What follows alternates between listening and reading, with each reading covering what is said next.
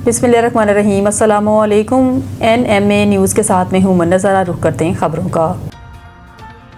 पाकिस्तान जनूबी और वस्ती एशिया में राब्ते का जरिया खित्ते में कलीदी हैसियत। इस्लामाबाद में रीजनल ट्रांसपोर्ट मिनिस्टर कॉन्फ्रेंस 2025 से खिताब करते हुए इसहाक डार का कहना था कि पाकिस्तान इलाकाई राब्तों को बढ़ाने में अहम किरदार अदा कर रहा है। मुआशी तरक्की में ट्रांसपोर्ट का शोबा कलीदी हैसियत रखता है। इलाकाई रवाबित का फरोग इज्तमाई तरक्की के लिए नागजीर है। इनका कहना है कि पाकिस्तान की शाराएं इलाकाई राब्ताकारी में किरदार अदा कर रही है। हुकूमत रेल और रोड नेटवर्क को तरजीही बुनियादों पर फरोग दे रही है। रवाबित के फरोग से ही इज्तमाई तरक्की का हदफ हासिल किया जा सकता है। नायब वज़ीर आज़म इसहाक डार ने कहा कि CPEC के तहत रोड मंसूबे राब्तों के हवाले से अहम है। पाकिस्तान और उज़्बेकिस्तान के दरमियान रेलवे नेटवर्क का मंसूबा ज़ेरे गौर है। पाकिस्तान जनूबी और वस्ती एशिया के साथ तिजारत के फरोग के लिए पुरअज़्म है। इनका कहना था कि बिजली के मंसूबे तवानाई में कफालत के हवाले से अहम है। हम अपनी बंदरगाहों को जदीद खतूत पर इस्तवार कर रहे हैं। हम ई-पोर्ट के मंसूबे पर भी काम कर रहे हैं। पाकिस्तान बरामदात पर मबनी मुआशी तरक्की के लिए इक़दामात कर रहा है। कॉन्फ्रेंस से खिताब करते हुए वज़ीर ट्रांसपोर्ट अलीम खान का कहना है कि ट्रांसपोर्ट का मरबूत निज़ाम किसी भी मुल्क की तरक्की के लिए निहायत अहमियत रखता है। पाकिस्तान शोबा ट्रांसपोर्ट में जदीद टेक्नोलॉजी को बरोकार ला रहा है ताकि इसके निज़ाम में मज़ीद बेहतरी लाई जा सके।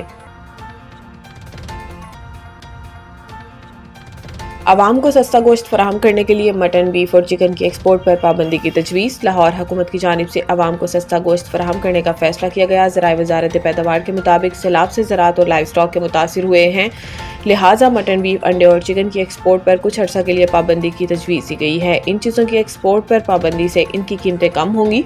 ज़राए का बताना है कि गोश्त की बेजा बढ़ती कीमतों का असर चिकन पर भी पड़ रहा है। वज़ारत पैदावार के ज़राए के मुताबिक बीफ की सरकारी कीमत 800 और मटन की 1600 रुपए किलो है। लाहौर समेत मुल्क के किसी शहर में सरकारी कीमत पर गोश्त नहीं बेचा जा रहा। ज़राए का कहना है कि मटन 2500 से 3000 रुपए फी किलो बेचा जा रहा है।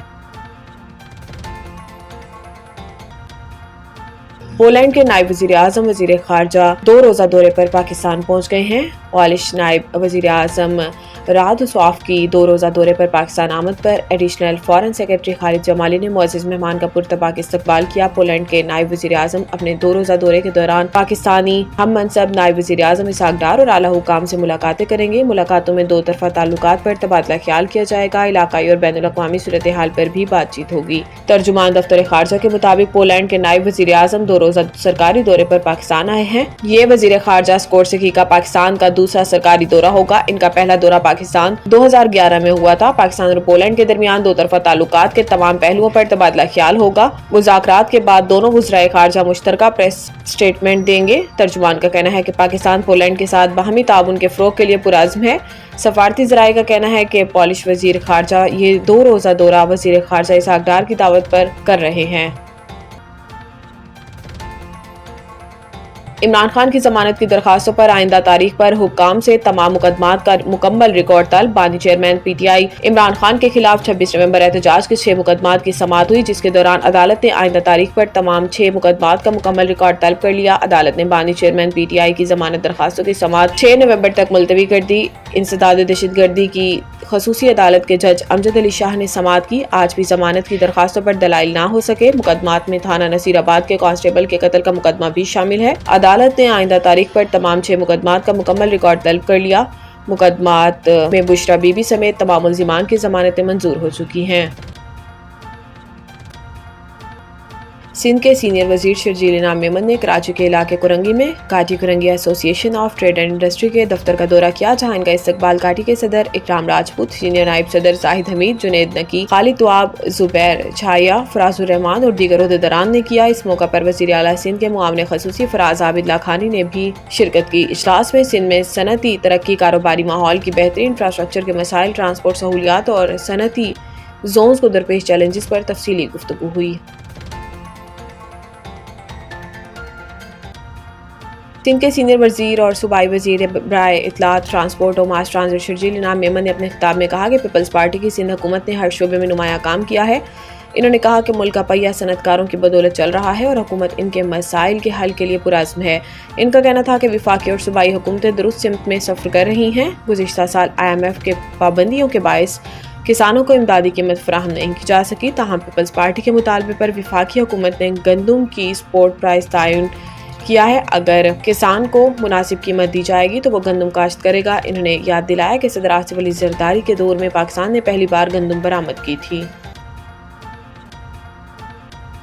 لاہور آج بھی دنیا کے آلودہ ترین شہروں کی فہرست میں پہلے نمبر پر آ گیا۔ لاہور کی فضا آج بھی آلودہ اور مضر صحت ہے۔ دنیا کے آلودہ ترین شہروں میں لاہور پہلے نمبر پر۔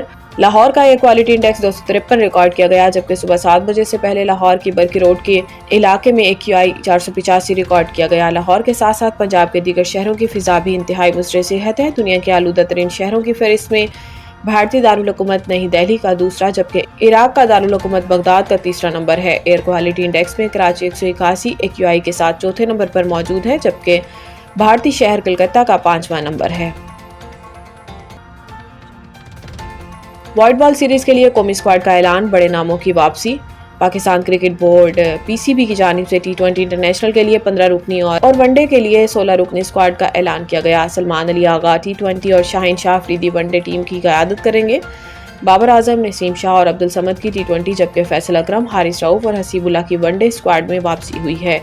عثمان طارق پہلی بار T20 انٹرنیشنل اسکواڈ میں شامل ہوئے۔ پاکستان اور جنوبی افریقہ کے درمیان T20 انٹرنیشنل سیریز 28 اکتوبر سے 1 نومبر تک کھیلی جائے گی، جبکہ ون ڈے سیریز فیصل آباد میں 4 سے 8 نومبر تک کھیلی جائے گی۔ بعد ازاں پاکستان اور سری لنکا کے درمیان ون ڈے سیریز 11 سے 15 نومبر تک راولپنڈی کرکٹ اسٹیڈیم میں کھیلی جائے گی۔ اس سیریز کے بعد سری لنکا اور زمبابوے کے ساتھ سہ ملکی T20 سیریز 17 سے 29 نومبر تک راولپنڈی اور لاہور میں کھیلی جائے گی۔